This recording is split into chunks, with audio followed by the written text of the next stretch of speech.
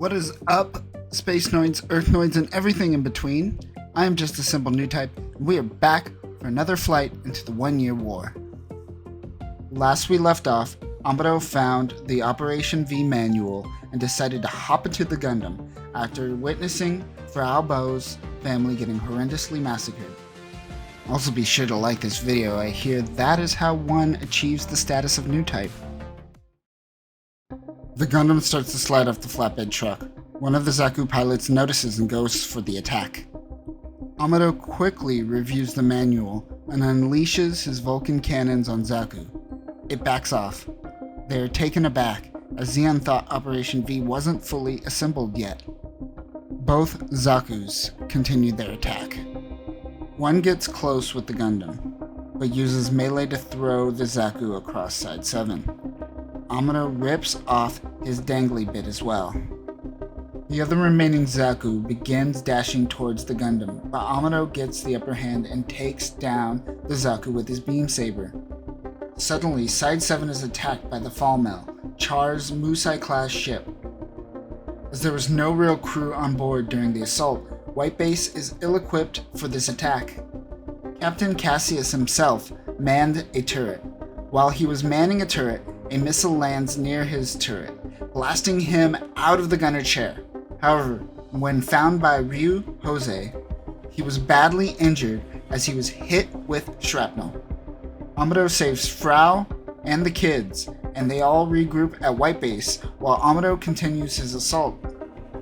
Considering that White Base is currently crewless and Captain Cassius is currently down, Bright is left with no other option than to use some of Side 7 refugees to assist. Here we will see Mirai Yashima, Sailor Mass, Kai Shiden, Hayato Kabayashi, and Ryu Jose volunteer to help out as the White Base crew in various roles. Let's take a moment to talk about Sailor Mass for a quick second. Last we left her, she was abandoned by Char, still going by the name Edward Mass. For more on Char's beginning, see our intro to Char and the Dawn Rebellion video. In Gundam Origin, Sayla was working at the capital of Loom, at a hospital. Here she is met with a suspicious man who tells her to look out for the Red Comet. She gets a call informing her that Tiabolo Mass is essentially on his deathbed. She heads to Texas Colony.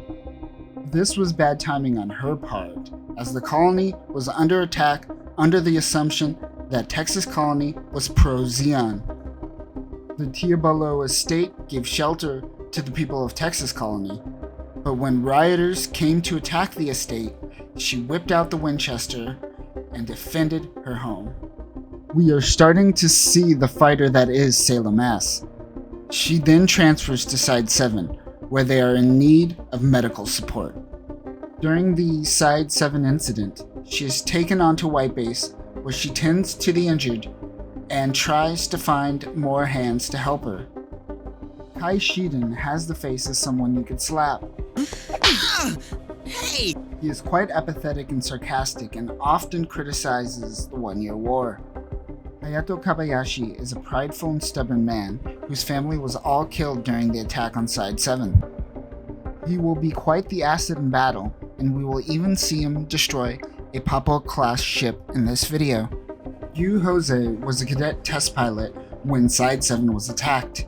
He is a stoic man with a heart of gold, and everyone often goes to him for advice. In Origin, he was the pilot of the Duckbill during the Battle of Loom. Mirai Yashima is the daughter of Sho Yashima and is a part of the influential Yashima family. She will later man the helm of White Base, as well as man the helm of Bright's dick. Ryu, Mirai, Sayla, Frau, and Bright all assemble over the captain's injured body. As they assist Captain Cassius's wounds, he also assigns Mira to be the helmsman, as she has experience. White Base finally contacts the Gundam to find out that Amuro, a kid, is piloting the mobile suit. Meanwhile, Sayla slaps Kai and goes off with Frau to find some survivors. While searching, Sayla stumbles upon Char. She pulls a gun on Char and tells him to take off his mask. He does so and then immediately kicks the gun out of her hand. During this time, both Sayla and Char wonder if they are each other's long-lost sibling. The Gundam makes its way to Sayla, and Char makes his escape into the port where White Base is located. Hayato, Kai, and some other refugees try to shoot down Char, but fail somehow? Look at these shots! Even as a new type, I don't know how Char dodged all of that. He throws a grenade and creates a hole inside 7 to escape. And what was the purpose of that assault? It feels like he was trying to solo that and realized how bad of a decision it is before backing off. He flees out into space. The Falmer sends out his mobile suit. Meanwhile, White Base finally launches from port. Bright sends Jose to sortie with the core fighter. White Base picks up on a Zaku moving 3 times normal speed. 3 times normal speed. 3 times normal speed. Captain Cassius knows that it is Char and warns everyone. Char and Amuro engage in battle with Slender and a Zaku supporting Char, and Jose and the core fighter supporting Amuro. Slender distracts the Gundam, but Amuro turns around and takes out a Zaku just in one shot, killing Slender.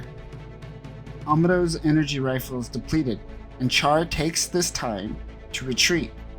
White Base also escapes, and the crew regroups and gets some rest.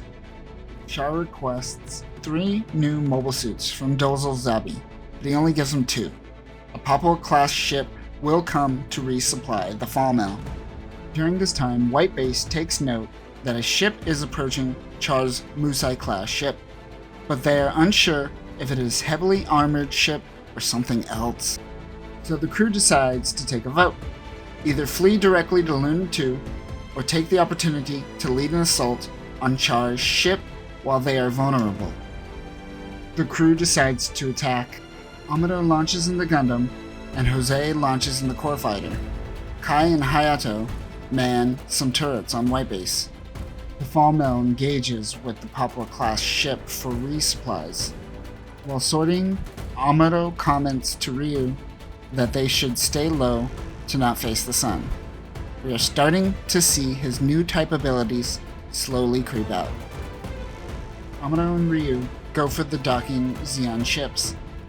The Gundam fires a missile towards them. The 2 ships undock, and the Zeon begin launching for battle. Char goes for the Gundam while the Falmer protects the Paolo-class ship. But Zeon is late to the assault, as both the core fighter and Gundam were able to get some hits off without Char noticing. While White Base goes for the Zeon ships, Char plays with Amuro. But Amuro is distracting Char from reaching White Base. Meanwhile, Ryu engages in combat at the Paolo-class ship, but it prevents Kai and Hayato from shooting the cannons. Since they can't man the guns, Kai and Hayato convince Bright to sortie in the gun tank. White Base is on one side of the comet, and Zeon is on the other side. The gun tank fires towards the comet and sneaks around towards Zeon. They fire the cannons on the Paolo-class ship. Before the ship goes down, Captain Gundam launches all of the supplies into space and launches his Zaku-1. The gun tank shoots again, and the Paolo-class ship goes down. Captain Gundam, mad that his ship was destroyed, goes after Amuro with no weapons. Char warns him, but Gundam doesn't listen, and he is met with a quick death. Amuro is out of weapons and must flee to White Base. Char and his crew pick up the remaining supplies and what's left of the Paolo-class crew. Char is confused because he notices that even though the Gundam is technologically superior, their pilots seem like amateurs, and that is because they are amateurs. Char picks up on this quickly. White Base continues to Luna 2. Once they dock with Luna 2, they are met with unfortunate news that they won't be able to dock and offload all the refugees and will have to go to Earth. Luna 2 is currently the front line for the Federation Space Forces. Commandant Joaquin personally rejects this and arrests the crew of White Base. He doesn't approve of children and civilians being privy to military technology. Captain Cassius is wheeled out of White Base and asks Joaquin to take care of the crew. Meanwhile, Char's crew regroups and hides on the other side of Luna 2. They plan the same strategy that they used at Size 7, capture the Gundam and White Base. Zeon sneaks out and around Luna 2, taking out any guards in their way. While being detained, the White Base crew squabble and explain Gundam battle plans, when suddenly Char makes his assault. His attack disables the security protocols for some reason, and the White Base crew make their escape. The crew saves Frau, Sayla, and the children, and they make their way towards White Base.